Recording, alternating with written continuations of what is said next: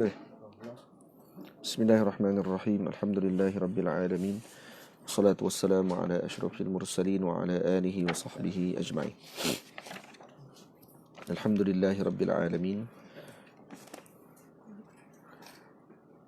Wala aqibatu lil muttaqin wala udwana illa ala zalimin.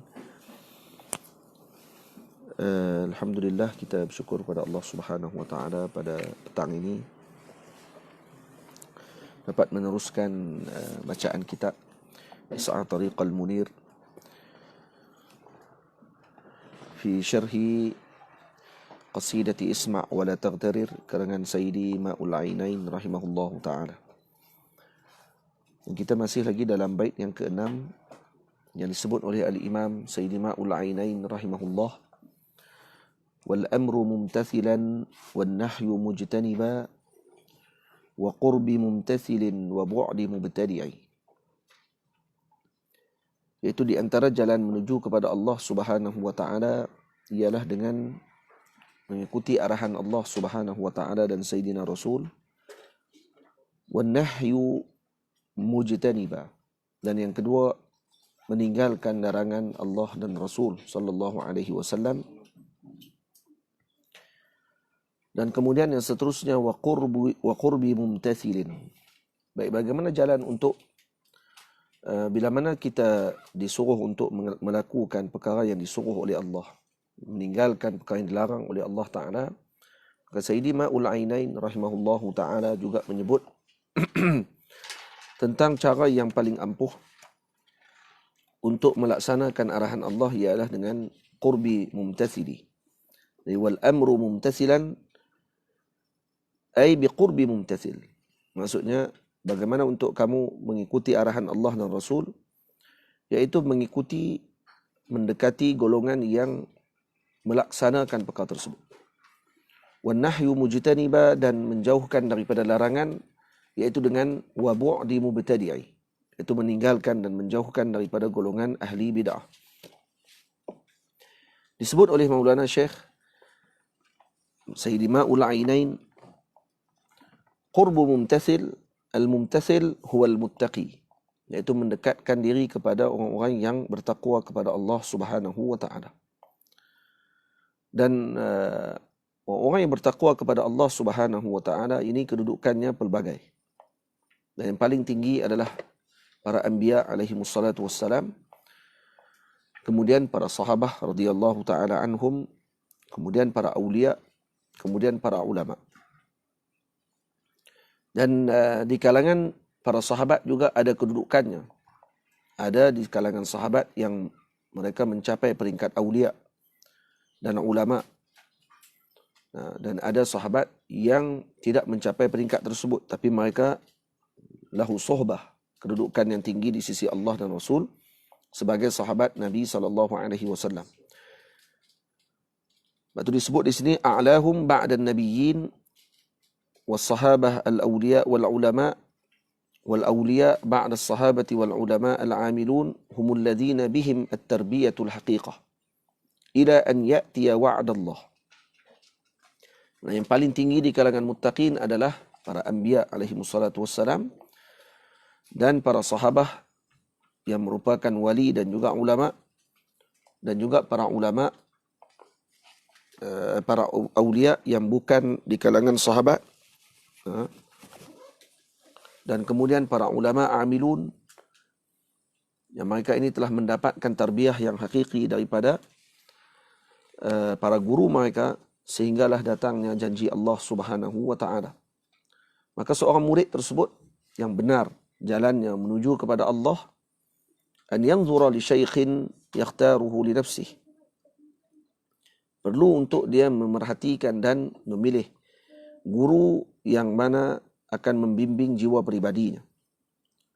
Karena apa? Karena murid tidak mau perlu kepada seorang guru yang sempurna pada irsyadnya, bagi murid tersebut mengikuti jalannya dan mendapatkan petunjuk dengan hidayah daripada guru tersebut. Jadi syekh adalah wasitatul khair. Syekh sebenarnya adalah Syekhul Kamil maksudnya di sini adalah guru murabbi tersebut merupakan wasitatul khair, perantara yang baik kepada murid tersebut. Wa hijabus syaitan. Dan kemudian yang kedua, tugas guru adalah apa? Sebagai penghijab kepada syaitan untuk mendekati murid tersebut. Wa awliya'uhu bal wa hijabun minan nar. Dan juga guru adalah penghijab daripada syaitan dan para wali syaitan. Maksudnya orang-orang yang menjalankan tugas syaitan untuk menyesatkan para muridnya. Dan juga yang ketiga, tugas guru tadi adalah hijabun minan nar. Ini yang menghijab muridnya daripada neraka Allah Subhanahu wa taala. Seperti mana para sahabat memiliki guru murabbi mereka yang tidak ada bandingan, iaitu Sayyidina Rasul sallallahu alaihi wasallam, sehingga mengeluarkan mereka menjadi petunjuk kepada seluruh alam. Karena berkatnya Sayyidina Rasul sallallahu alaihi wasallam, maka Sayyidina Rasul meninggalkan para sahabat kepada para tabi'in untuk membimbing mereka, iaitu di kalangan para sahabat Nabi. Para tabi'in membimbing para tabi'in dan seterusnya sehinggalah ke akhir zaman tidak akan sunyi daripada guru murabbi. Yang tugasnya tadi telah saya sebutkan. Yang pertama, wasitatul khair, sebagai perantara kebaikan. Yang kedua, hijabun minasyaitan wa awliyaih, hijab daripada syaitan dan juga para wali syaitan. Yang ketiga, hijabun minan nar, penjaga daripada neraka Allah Subhanahu wa taala. Disebut oleh Sayyidi Al-Imam Abdul Wahid Ibn Ashir, Faqih Al-Maliki rahimahullahu ta'ala, washabanna syaiqan arif al-masalik, yaqika fi tariqika min al-mahalik, yudhakkiruka Allah man rahu, wa yuwassilu al-abdu ila maulahu. Apa kata beliau? Washabanna syaiqan arif al-masalik. Bertemanlah kamu dengan seorang guru yang mengetahui jalannya. Yaqika fi tariqika minal mahalik. Ia akan menjaga jalanmu daripada kehancuran. Yudhakkiruka Allah man rahu, ay man ra'ahu. Maksudnya kamu akan mengingat Allah ketika melihatnya. Wa yuwassilul abdu ila maulahu. Dan juga hamba tadi akan menyampaikan, atau wa yuwassilu al-abda ila maulahu. Masa hamba tadi akan disampaikan kepada Allah Subhanahu wa taala melalui jalan gurunya tersebut. Faham? Jadi guru murabbi seperti yang disebutkan oleh Sayyidi Abdul Wahid Ibn Ashir, Faqih Al-Maliki, bahawa dia akan menjaga muridnya daripada jalan kehancuran. Ya, seperti seorang guru ini iktibar seperti seorang pemandu jalan bagi seorang muridnya daripada tersesat jalannya melalui jalan yang sepatutnya dia lalui. Dan seperti seorang ibu, seorang ayah yang menjaga anaknya daripada dan memberikan apa yang diperlukan oleh anaknya tersebut. Karena anak kecil tak sesuai diberikan dengan makanan orang dewasa. Kalau anak kecil yang baru lahir telah disuap dengan nasi, dengan makanan-makanan berat yang dimakan oleh dewasa, maka dia akan mati. Maka seorang guru, syaikhun kamil, dia akan memberikan ilmu kepada para muridnya sesuai dengan keadaan murid tersebut. Kalau ilmunya ataupun diri peribadi muridnya, walau zahirnya seperti dewasa, tapi nafsunya seperti kanak-kanak, maka diberikan makanan kanak-kanak. Kalau naik peringkatnya kepada peringkat yang seterusnya, sampailah kepada sesuai untuk membimbing dan memberikan petunjuk kepada manusia yang lain, barulah diberikan yang sesuai pada ketika tersebut. Ini sya'nu syaikhil murabbi. Ini adalah tugasnya guru murabbi yang membimbing para muridnya sehingga mereka mampu untuk membimbing masyarakat dan juga membimbing umat seterusnya.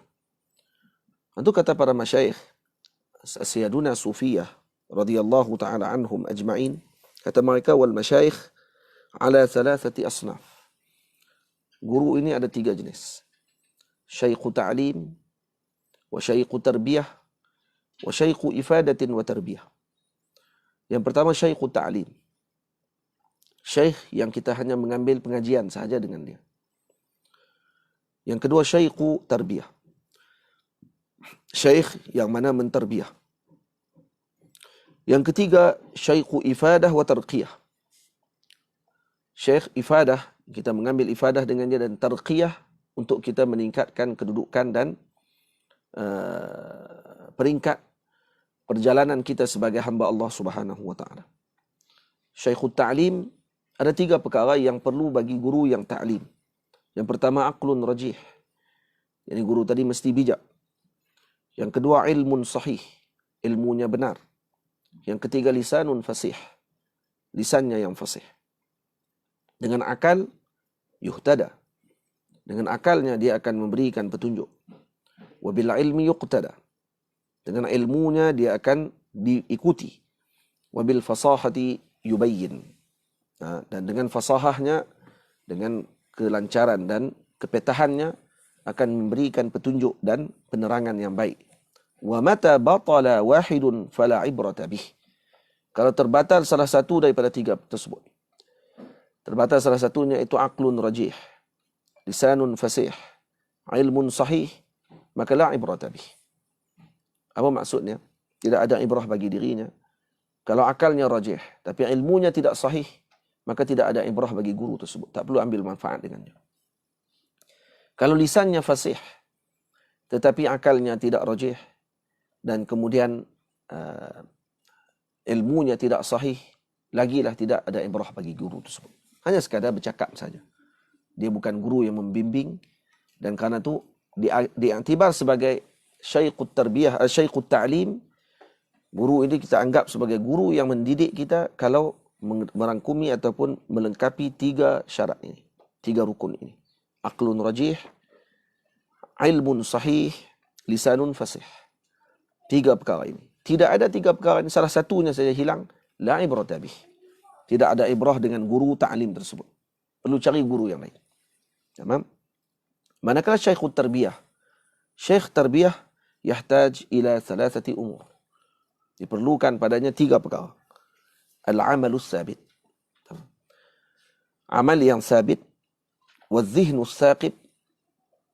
Amal yang tetap, maksudnya berterusan, istiqamah. Al-zihnus sabit, saqib. Akal yang sangat tajam. Wasiyasatut tammah.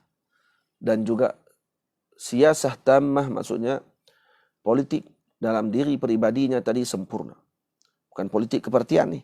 Ini siyasah tammah ni maksudnya dia boleh untuk bermuamalah dengan al-akwan, makhluk Allah Subhanahu wa taala ini dengan sempurna.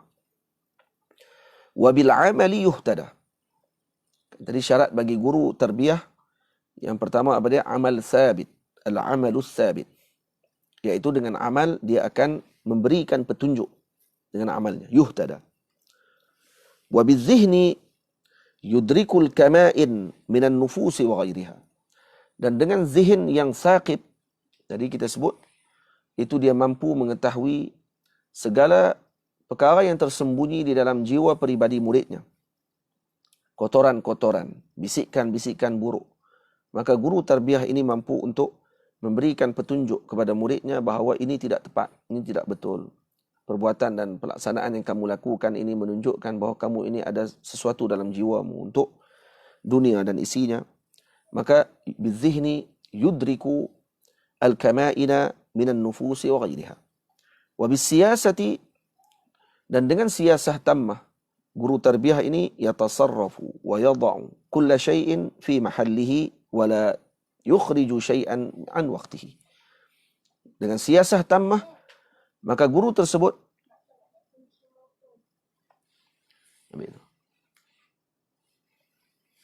ada motor ni, motor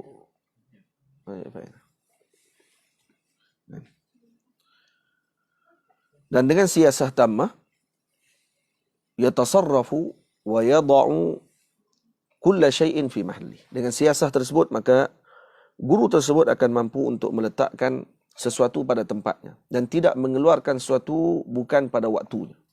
Maka ini dipanggil syekhut tarbiyah. Dia tak akan petik buah yang belum sampai masanya. Kalau tak boleh lagi digunakan. Jadi ini sya'nu syekhi at-tarbiyah. Ini yang kedua. Maknanya syekhut tarbiyah umumnya memiliki apa yang ada pada syekhut ta'lim. Tapi mungkin dia tak ada. Boleh jadi. Boleh jadi syekhut tarbiyah lisannya tidak fasih. tapi zihinnya saqit. Fikirannya sangat tajam melihat bagaimana mendidik dan menterbiah murid. Boleh jadi. Tapi mungkin ada di kalangan syekh tarbiyah yang memiliki apa yang ada pada syekh ta'lim. Dan kemudian ditambah lagi dengan sifatnya yang tadi kita sebutkan. Yang ketiga, syekhul ifadah wa tarqiyah. Syekhul ifadah wa tarqiyah, yakni guru yang mana akan menyebabkan murid tersebut meningkat kedudukannya daripada biasa kepada luar biasa. Alamatuhu salatah. Alamatnya ada 3. Ini alamatnya. Maksudnya bukan diceritakan tentang dia kena ada berapa perkara. Tak. Dia ada alamat dia yang menunjukkan kata ini adalah syekh ifadah wa tarqiyah. Yang pertama, kalamuhu mamzujun binuri ma'rifatih. Kalamnya, ucapannya bercampur dengan cahaya pengetahuannya. Jadi kalamnya nur. Bahasanya nur. Ucapannya nur. Yang kedua, wa harakatuhu mu'athirah biwujudi ru'yatih.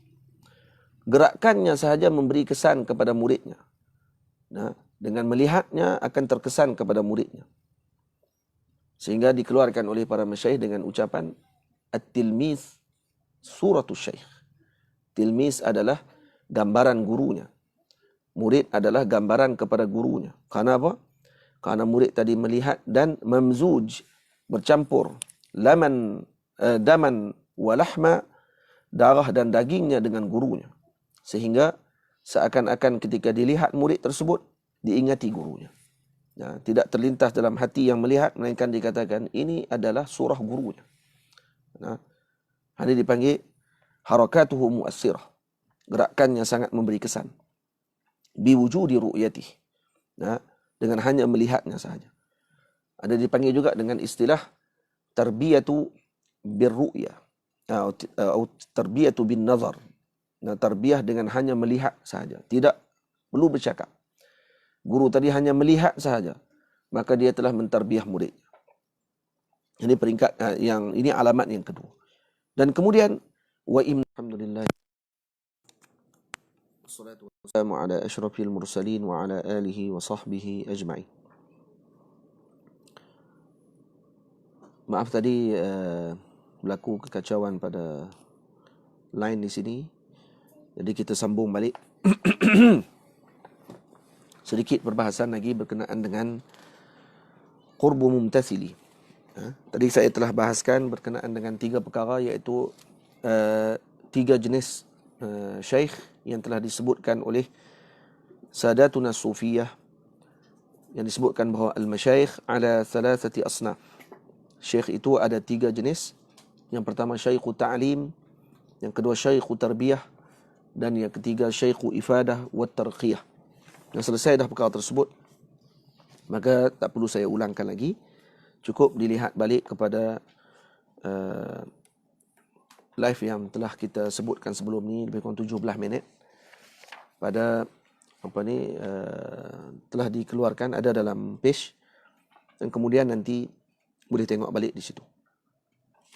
Baik, dari mana datangnya qurbi mumtathili? Dari mana datangnya qurbil mumtathil, iaitu daripada firman Allah Subhanahu wa taala, ya ayyuhalladzina amanu taqullaha wabtaghu ilaihil wasilah. Wahai orang-orang yang beriman, bertakwalah kamu kepada Allah, wabtaghu ilaihil wasilah.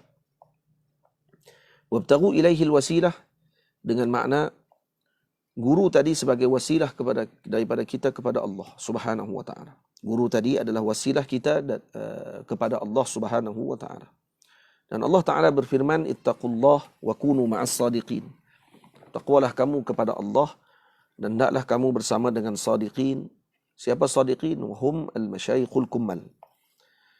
Mereka adalah guru-guru yang sempurna, masyayikh yang sempurna pada iman dan juga tarbiyah mereka untuk menyampaikan hamba tadi kepada Allah Subhanahu wa Ta'ala. Dan disebutkan dalam bukan sebuah kitab di kalangan para ahli sufi, antaranya Al-Imam Ibnu Abbad rahimahullahu ta'ala, dan seumpama dengan beliau, mengatakan bahawa la budda lil muridi fi fi hadhihi at-tariqi min suhbati syaikhin muhaqqiqin mursyidin qad faragha min ta'dibi nafsihi wa taqallusi min hawahu.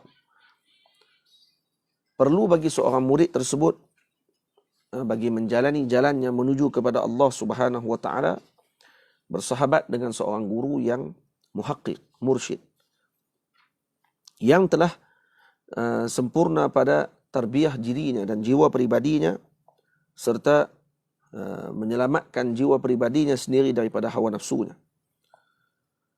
Maka murid yang tidak bersama dengan guru begini, berpada dengan dirinya semata-mata, disebutkan oleh para ulama, man lam yakun lahu syaikhun fasyaitanu syaikhuh. Maka murid yang tidak ada syekh bagi dirinya, maka syaitan adalah gurunya. Ini bukan hadis Nabi SAW. Dan kalam ini sentiasa dipermainkan oleh sebahagian pihak karena mereka tidak berguru. Dan karena mereka tidak mengetahui hakikatus sohbah, maka mereka akan mempermain-mainkan kalam man lam yakun lahu syaikhun fasyaitanu syaikhuh. Siapa yang tidak ada guru, maka syaitan adalah gurunya. Karena orang yang tidak berguru, yang hanya menjadikan kitab-kitab yang mereka baca sebagai pegangan mereka. Dan lebih lagi, mereka mengatakan bahawa cukuplah Al-Quran dan hadis Nabi sebagai pegangan kami. Ya, Al-Quran dan hadis pegangan yang kita pegang selama-lamanya. Tapi melalui bimbingannya siapa? Untuk kita memahami Al-Quranul Karim. Karena Al-Quran bukan boleh dibuka dan dibaca dan kemudian terus difahami tanpa dibimbing oleh orang yang memahami Al-Quran dan hadis. Yang memahamkan Al-Quran dan hadis kepada para sahabat adalah Sayyidina Rasul sallallahu alaihi wasallam. Para sahabat adalah kelompok yang memahami bahasa Arab kerana mereka adalah Arabil Quh, Arab yang benar-benar Arab, yang mengetahui selok-belok bahasa Arab. Pun begitu, mereka perlu mendapatkan bimbingan daripada Sayyidina Rasul sallallahu alaihi wasallam tentang memahami Al-Quran. Buktinya ayat Allah Subhanahu wa taala menceritakan bahawa az-zulm, para sahabat memahami bahawa zulm tadi adalah suatu yang menzalimi diri sendiri. Ayyuna la nazlim ya Rasulullah.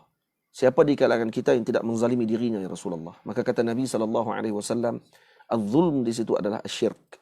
Yang dimaksudkan dengan zulm tadi adalah asyirku, bukan dengan makna zalim yang kamu fahami. Maknanya, sahabat yang memahami Al-Quran, yang memahami bahasa Arab, pun perlu bimbingan daripada Nabi SAW. Bagaimana dengan kita? Yang kita ini bukanlah di kalangan bangsa Arab. Nah, begitu juga dengan hadis Rasulullah SAW.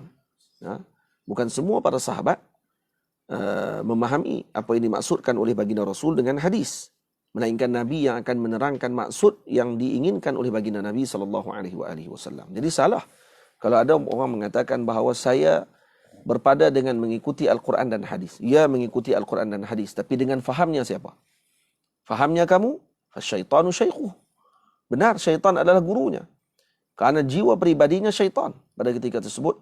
Dan kemudian dia akan menyesatkan umat dengan apa yang telah dia sampaikan, dia berikan kepada umat pada ketika itu. Maka benar kata ulama, man lam yakun lahu syaikhun fasyaitanu syaikhuh.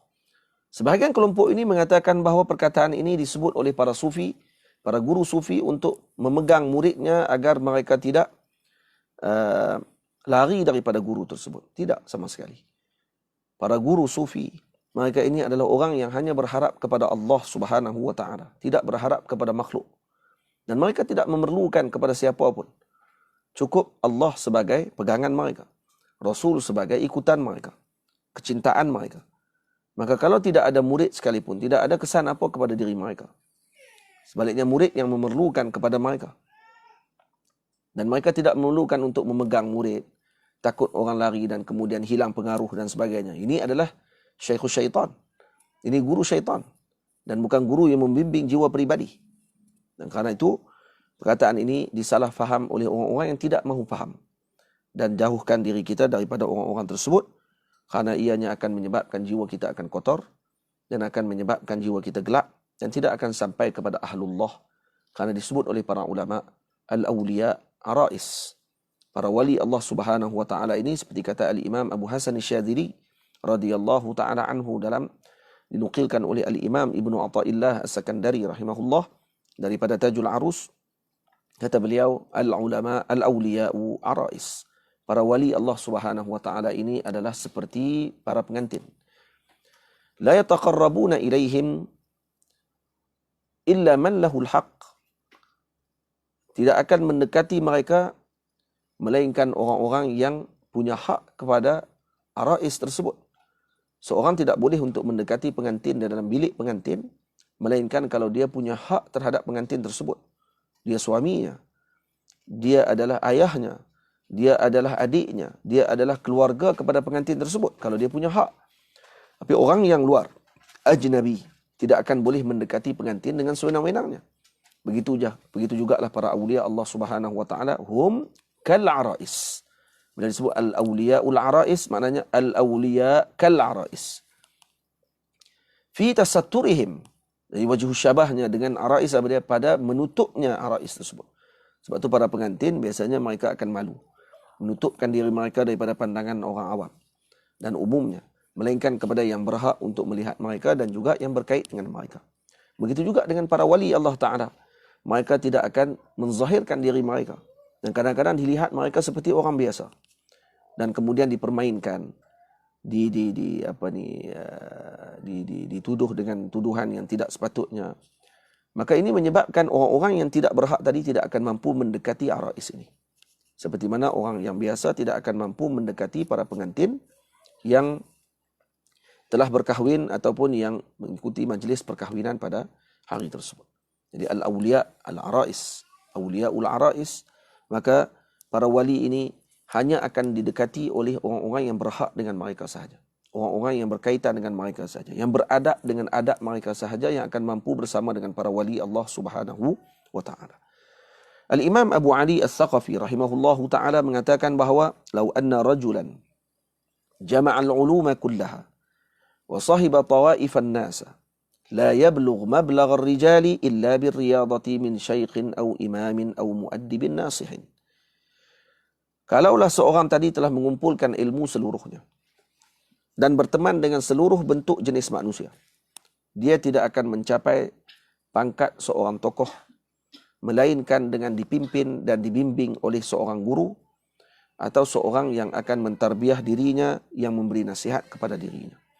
Wa man lam ya'khudh adabahu min amirin lahu aw nahin yuriyahu uyuba a'malih wa ru'unati nafsihi la yajuzu iqtida'u bihi fi tashihil maqamat. Sesiapa yang tidak mengambil adabnya daripada orang yang memberikan petunjuk dan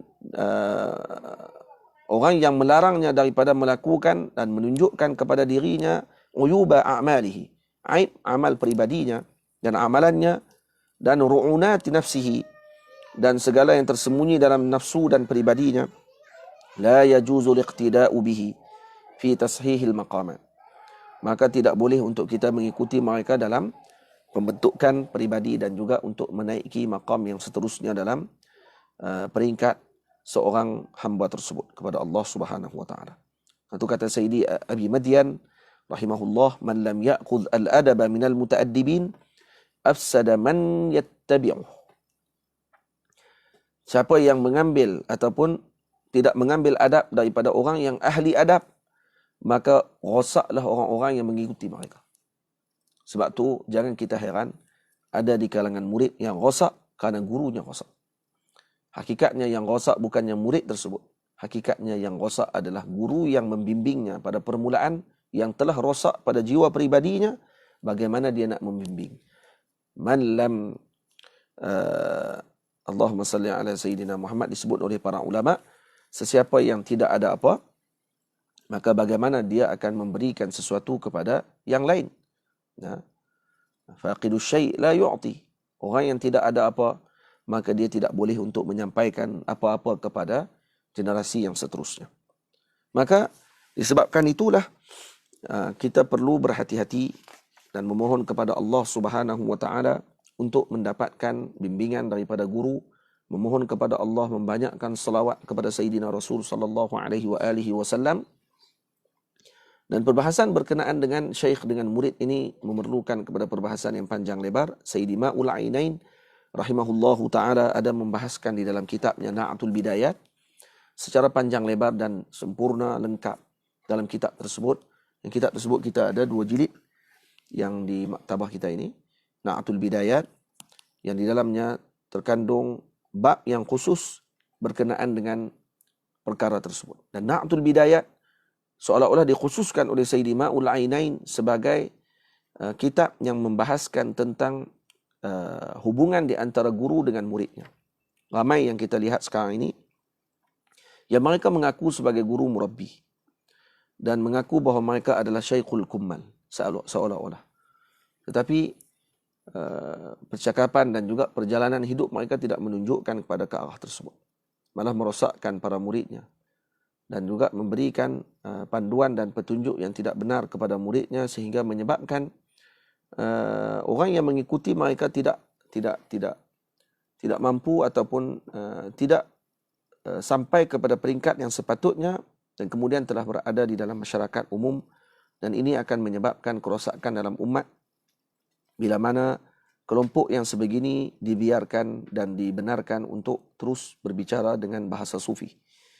Dan yang kedua, ada juga yang menggunakan peringkat dan juga pangkat mereka tadi untuk memuaskan nafsu mereka. Menjadikan wanita sebagai tempat untuk mereka memenuhkan segala keinginan nafsu mereka. Dan perkara-perkara yang begini patutnya dielakkan dan perlu diberi perhatian oleh para muslimin agar kita tidak menjadi dan tidak terjebak dalam kelompok tersebut, dan banyakkan selawat kepada Sayyidina Rasul sallallahu alaihi wasallam agar kita diselamatkan daripada kelompok ini dan tidak kita terlibat dalam kelompok tersebut. Dan moga-moga Allah Subhanahu wa taala sentiasa memberikan kebaikan kepada kita dunia dan akhirat. Dan saya ucapkan terima kasih banyak-banyak kepada Al-Fadhil Ustaz Zuhair Abdullah, juga kepada pihak Matis di atas anjuran majlis pada petang ini. Dan insya-Allah pertemuan yang akan datang kita akan bincangkan peringkat yang seterusnya ataupun perkara yang seterusnya dalam bait tersebut, wa bu'du mubtadi'i. Dan hari ini kita tak bincang lagi menjauhkan diri daripada golongan ahli bid'ah. Siapa yang dimaksudkan dengan ahli bid'ah dan apa tanda-tanda mereka disebutkan panjang lebar oleh Al-Imam Sayyidi Ma'ul Ainain rahimahullahu taala tentang sifat dan juga apa yang ada kepada kelompok yang mempunyai sifat ahli bid'ah tersebut. Dan insya-Allah pertemuan akan datang kita akan bincangkan panjang lebar tentang masalah tersebut, dan moga-moga kita dikurniakan dengan petunjuk yang memberikan petunjuk kepada kita kepada Allah dan Rasul sallallahu alaihi wasallam, sentiasa membimbing kita untuk sampai kepada Allah dan Rasul, bukan kepada diri pribadinya. Wassallallahu ala sayyidina Muhammad wa ala alihi wa sahbihi ajma'in walhamdulillahi rabbil alamin.